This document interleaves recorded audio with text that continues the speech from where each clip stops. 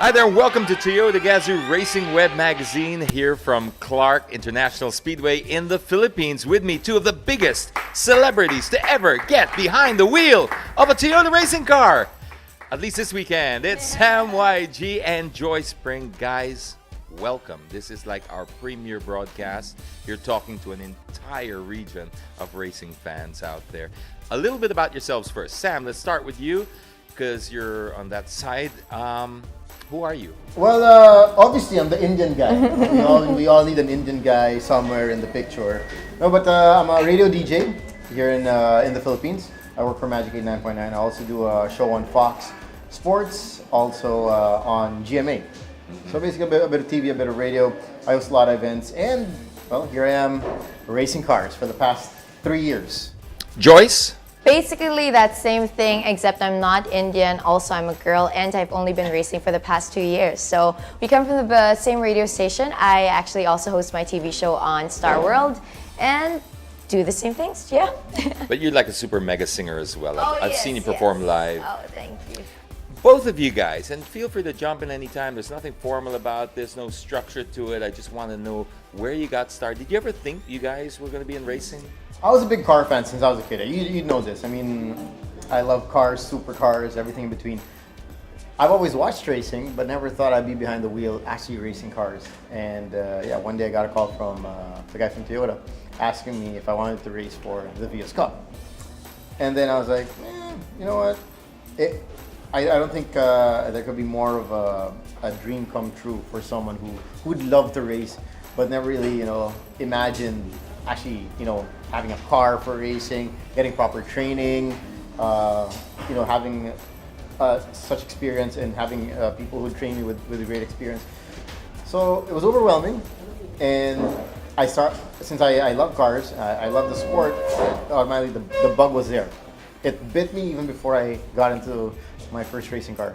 We'll get back to that in a second. I want to know how you got started in racing. Oh my gosh, that's interesting because you're part of the story. That's why I asked. Because I was hosting the third leg of the first season, right? Or apparently the last leg of the first season of Vios Cup.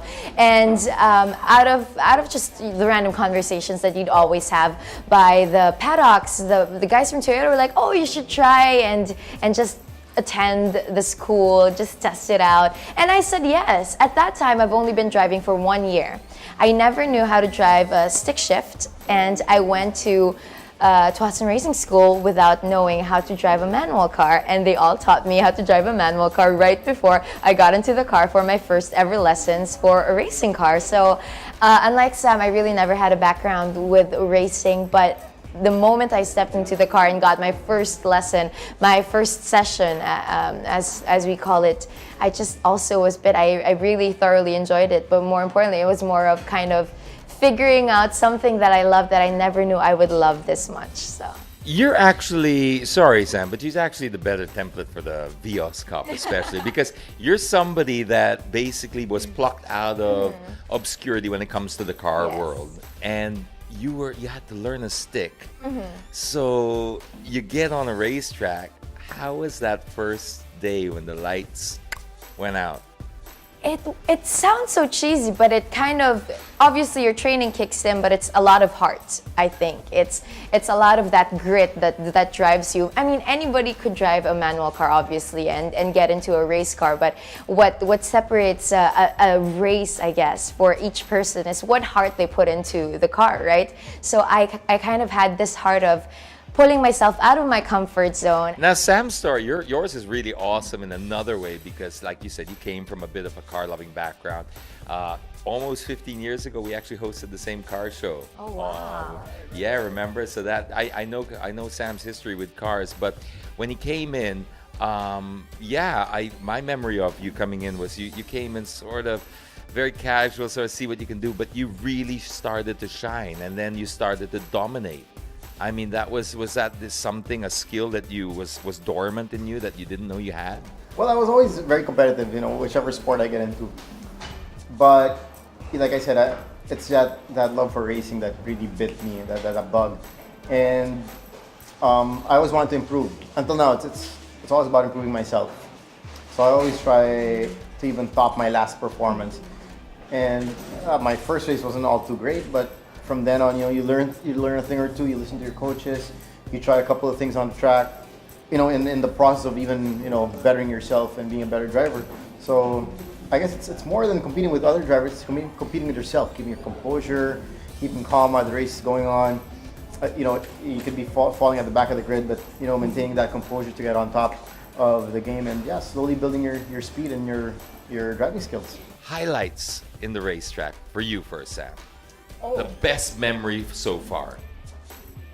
There will be a lot, but I'd still say one of the best memories would be probably the third race of Vios Cup that I joined, wherein I came in from, I think, 14th place and crawled my way up to first place. I think that's what I have to say would be the best memory for my racing career, at least, because it's one thing to start in pole position, but if you're starting from the back of the grid and you work your way up one after another, overtaking one after another car, you're really putting in the work. Yeah. To manage right to the top. I think that would have been my best racing experience. That was the one I was going to mention. Highs for you, Joyce. Highs for me, so many, but I think if I had to pick one, it was the first race that I ever finished. Because at the maybe like almost last lap, maybe 2 more laps, I was almost giving up because I wasn't conditioned. I never trained. I wasn't living a healthy lifestyle. I was just kind of slacking off, and I wasn't really ready for a race in terms of me physically. Like, I didn't know how to go about it in the best way possible. But the first time that I saw that black and white flag and I finished my first ever race, I just felt empowered. You mentioned something about not being prepared and being a little bit overwhelmed. Like, when's the flag gonna eventually? Yes. It's like You're always anticipating. yeah, it's like when you read it on paper, 12 laps. Oh, come on, I could do that in my sleep and after. When's that checkered flag? I think the guy's left. He's gone on lunch or something. What do you do to prepare now for a race? Well, now I've gotten to training for a triathlon, so that has changed a lot of things. When it comes to endurance and focus, which are 2 things that I really didn't have when I started off racing for Vios Cup. And now it's a bit more of my cardio's better. I can endure more laps training. I'm more focused. It's not like before where I'm driving and I'm like, oh, birds! And I'm drifting off into some other thoughts, right? As any woman would. So now it's not like that anymore, thankfully. And it's really eating healthily, not drinking too much coffee. I've learned, I've had practices where I'm palpitating because I drank too much caffeine, and just really getting ready on a mental and a physical state wherein you're ready for a race, you're about to enjoy, and you're about to stay safe at the same time, kind of push your limits as well. What about you, Sam? How do you prepare for your races? Oh, there's like Joyce said, I'm also doing a triathlon, so I've always been a distance runner. A lot of people don't realize that it does take a lot of physical training to be driving in this heat in a fireproof suit, without air conditioning, with your windows up. After like 5 laps, you are going to get nauseous. You're going to be feeling things that you never thought you'd expect. You have to adjust to the way your car feels at a certain time.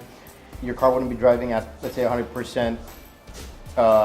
After like 8 laps, you have to adjust to your tires fading out, your brakes fading out, engine trouble here and there. There are a lot of things that you have to consider, and you have to be mentally prepared for these things. Patience is very, it's crucial when it comes to racing. Like I said, physical endurance. So I try to keep myself fit and try to eat healthy as well.